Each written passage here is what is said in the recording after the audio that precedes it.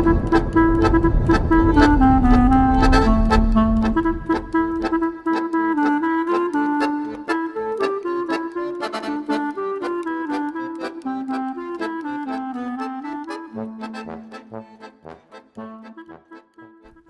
I'm Rabbi Spivak, and welcome to Ask Rabbi Spivak. This question comes from Los Angeles, California. Dear Rabbi Spivak, my son is hooked on drugs. I don't know where he went wrong or where I went wrong. What can I do to help him back to health? My dear friend,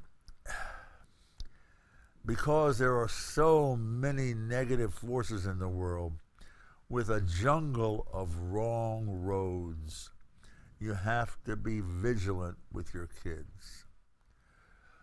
The problem is that college, which was supposed to be a marketplace for ideas, sadly has turned into a propaganda tool which has become effective, as evidenced by a front-page story in the New York Times, which talks of many young Jews turning on Israel.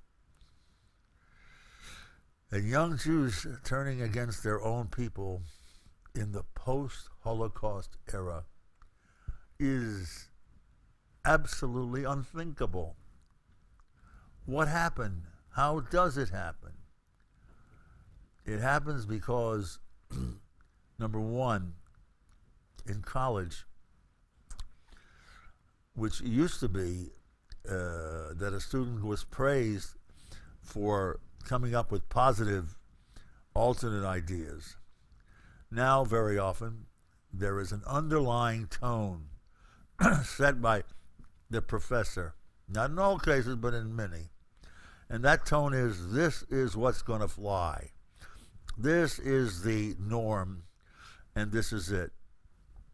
I can tell you, from having been a chaplain at Fairleigh Dickinson University myself, you should know that there are foreign countries that deliberately send their male students to colleges to seduce the Jewish girls and get them to think that Israel is a robber state and a state persecuting the Palestinians. This is the idea that goes among some of the students, and this is the idea that very well is sometimes pushed by a professor who knows his chair at the university is sponsored by an anti-Israel country. That's what kids face, and it's easy to sell out. It's easy to become anti-Israel, to turn against your own people. Because the memory of the Holocaust to them, to young Jews today, is like the Peloponnesian Wars and some dusty backroom archaeology building with cobwebs over it. It doesn't mean what it used to mean.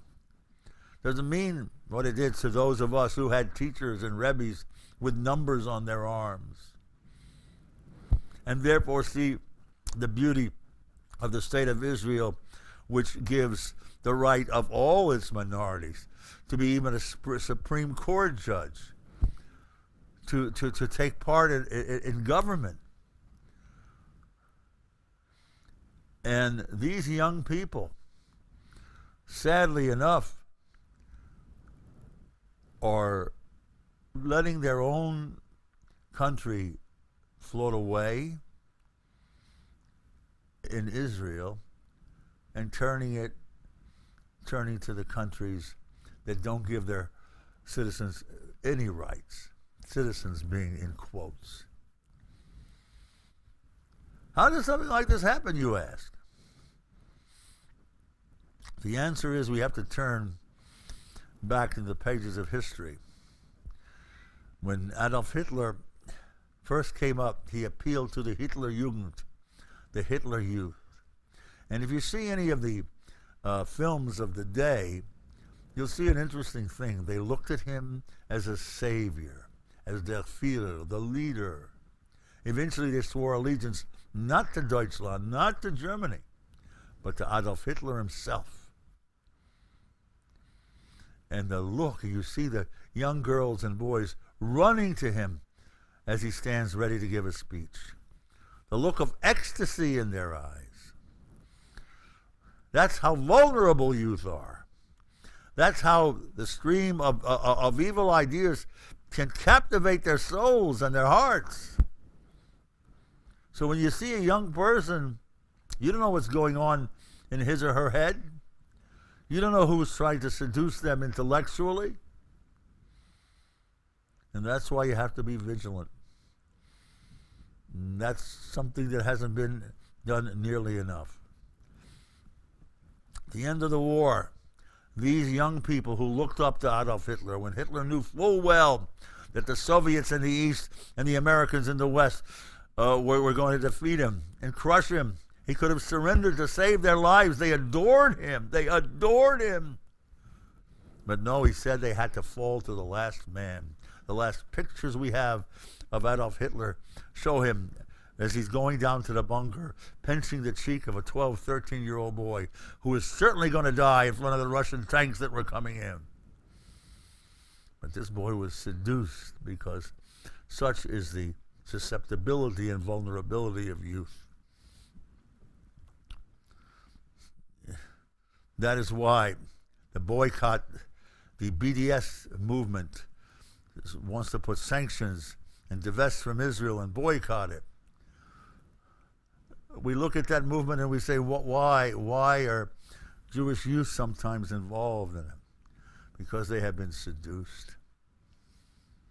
And you think that this man, who was responsible for the death of 50 million people in World War II, 50 million, you say, how could he possibly seduce the German youth? A man who was that evil? It's impossible, you say? Watch this.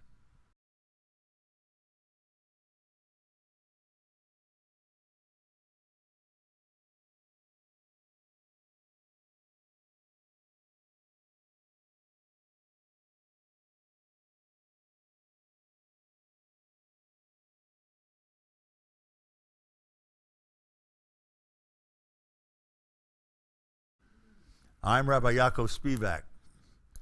Seid gesund, lehitraot, shalom al Yisrael. And most of all, my friend, Chazak.